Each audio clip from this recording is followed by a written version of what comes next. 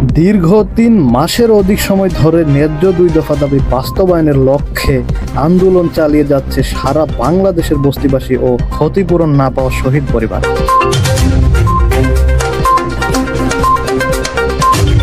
রাজধানীর জাতীয় press club প্রাঙ্গণে এই দাবিতে টানা কর্মসূচি পালন করে আসছে তারা।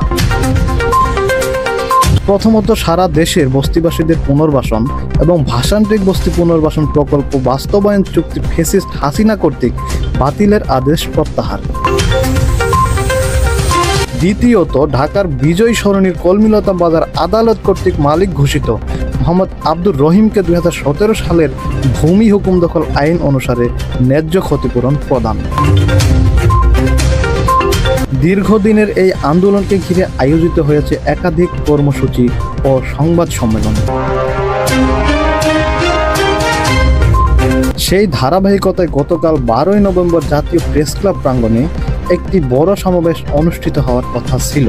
তবে দেশের সার্বিক পরিস্থিতি বিবেচনায় সংগঠনের আহ্বায়ক আলহাজ মোহাম্মদ আব্দুর রহিম সমাবেশটি স্থগিত ঘোষণা করেন।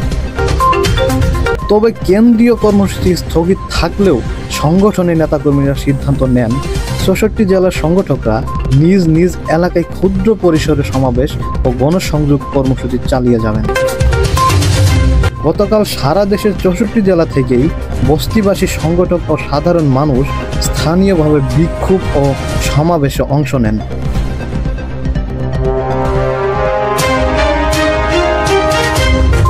এসব সমাবেশের ভিডিও ফুটেজ সংগঠনের হাতে রয়েছে, যা আন্দোলনের ঐক্য ও শক্তির প্রমাণ বহন করছে।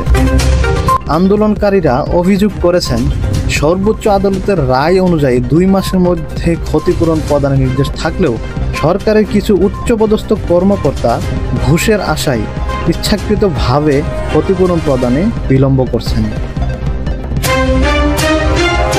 তারা দ্রুত ক্ষতিপূরণ প্রদান ও পুনর্বাসন প্রকল্প পুনরায় চালুর দাবি জানিয়ে সরকারের কাছে তাৎক্ষণিক পদক্ষেপের আহ্বান জানান। চলুন এখন দেখে নেই দেশের ৬৪ জেলা থেকে প্রাপ্ত কয়েকটি জেলা এবং উপজেলার ভিডিও ফুটেজ। এখন যে ভিডিওটি দেখতে পাচ্ছেন, এটি দিনাজপুর জেলার বিরল থানার সমাবেশ। এই কর্মসূচি পরিচালনা করেন সংগঠক মোহাম্মদ আক্কাস ও মোহাম্মদ হেলাল হোসেন।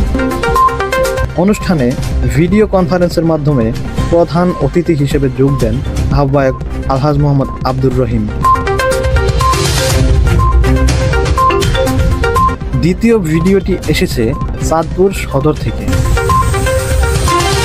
এখানে উপস্থিত ছিলেন সংগঠক মোহাম্মদ দেলোয়ার হোসেন, মোসাম্মদ রিনা আক্তার, কুলসুম বেগম, আমেনা, শারমিন এবং রুবেল। নেতারা তাদের বক্তব্যে বলেন, যদি অবিলম্বে সরকার আমাদের ২ দফা দাবি মেনে না নেন, তবে এই আন্দোলন সারা বিশ্বব্যাপী ছড়িয়ে পড়বে।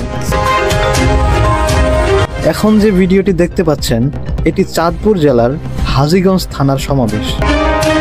নেতৃত্ব দেন মোসাম্মদ জামেলি, মোহাম্মদ সবুজ এবং মোহাম্মদ জসিম ভাই। এখানে স্থানীয় মানুষ ব্যাপকভাবে অংশগ্রহণ করেন। এখন যে ভিডিওটি দেখতে পাচ্ছেন, এটি ময়মনসিংহ জেলার মুক্তাগাছা উপজেলা থেকে প্রেরিত ফুটেজ। এখানে স্থানীয় সংগঠক রুমা আপার নেতৃত্বে এই সমাবেশটি অনুষ্ঠিত হয়। তিনি ও তার সহযোদ্ধারা ২ দফা দাবির প্রতি ঐক্য ও অঙ্গীকারের বার্তা তুলে ধরেন। এবার দেখছেন ঢাকার মোহাম্মদপুর বাগানবাড়ি এলাকার ফুটেজ। সংগঠক রিপন ভাই এলাকার বহু বস্তি নেতাকে নিয়ে সমাবেশটি পরিচালনা করেন। স্থানীয় বাসিন্দারা এতে ব্যাপকভাবে অংশগ্রহণ করেন। এখন যে ভিডিওটি দেখতে পাচ্ছেন, এটি সিরাজগঞ্জ জেলার ফুটেজ। এখানে সংগঠক মোহাম্মদ সানোয়ার হোসেনের নেতৃত্বে একটি ক্ষুদ্র কিন্তু উদ্দীপনাময় সমাবেশ অনুষ্ঠিত হয়। এর পরের ভিডিওটি এসেছে কিশোরগঞ্জ জেলার ভৈরব উপজেলা থেকে। এই সমাবেশটি পরিচালনা করেন সংগঠক ইয়াসমিন আক্তার, যিনি স্থানীয় বস্তিবাসীদের সঙ্গে একত্র হয়ে ২ দফা দাবির প্রতি সমর্থন জানান। এখন যে ভিডিওটি দেখছেন, এটি কিশোরগঞ্জ জেলার তারাইল থানার সমাবেশ। এটি পরিচালনা করেন সংগঠক তামান্না আপা, যিনি তার বক্তব্যে বলেন, এই দাবি শুধু বস্তিবাসীর নয়, এটি সারা দেশের প্রান্তিক মানুষের দাবি। এখন আপনারা যে ভিডিওটি দেখছেন সেটি এসেছে নেত্রকোনা জেলার কলমাকান্দা থানার সমাবেশ থেকে। এখানে নেতৃত্ব দেন মোহাম্মদ রায়দন, মোহাম্মদ মজনু, মোহাম্মদ সাইদ এবং অন্যান্য স্থানীয় সংগঠকরা। তারা জানান, ন্যায্য অধিকার আদায় না হওয়া পর্যন্ত এই আন্দোলন চলবে। এখন আপনারা যে ভিডিওটি দেখতে পাচ্ছেন এটি আমাদের জেসমিন এবং শিউলি আপার নেতৃত্বে মোহাম্মদপুর বাগানবাড়ি এলাকার একটি সমাবেশ। এই সমাবেশে যোগ দেন এলাকার স্থানীয় অনেক সংগঠকরা। এখন আপনারা যে ভিডিওটি দেখতে পাচ্ছেন এটি গফরগাঁওয়ের মোসাম্মদ আকলিমা আপার নেতৃত্বে এই সমাবেশটি অনুষ্ঠিত হয়।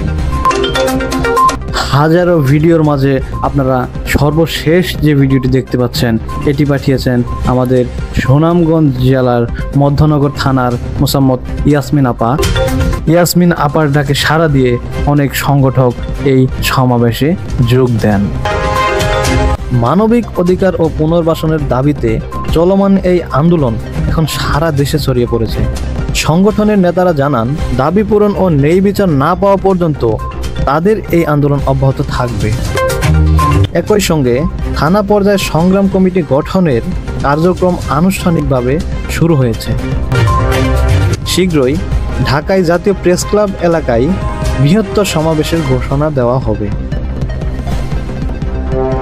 নেতারা দেশের সকল এলাকার সংগ্রামী মানুষকে আহ্বান জানিয়েছেন নিজ নিজ এলাকায় ঐক্যবদ্ধ হয়ে এই আন্দোলনে শরিক হতে এবং ন্যায্য অধিকার আদায়ের সংগ্রামকে আরও বেগবান করতে। সংগ্রামী এই পথে সবাইকে ঐক্যবদ্ধ থাকার আহ্বান জানিয়ে নেতারা বলেন, ন্যায় বিচার প্রতিষ্ঠা না হওয়া পর্যন্ত আমাদের আন্দোলন চলবে। এভাবেই চলছে 2 দফা দাবির আন্দোলন ও পুনর্বাসনের সংগ্রাম। আমাদের পক্ষ থেকে এখানেই শেষ করছি আজকের প্রতিবেদন। সবাই ভালো থাকুন, সুস্থ থাকুন। আল্লাহ হাফেজ।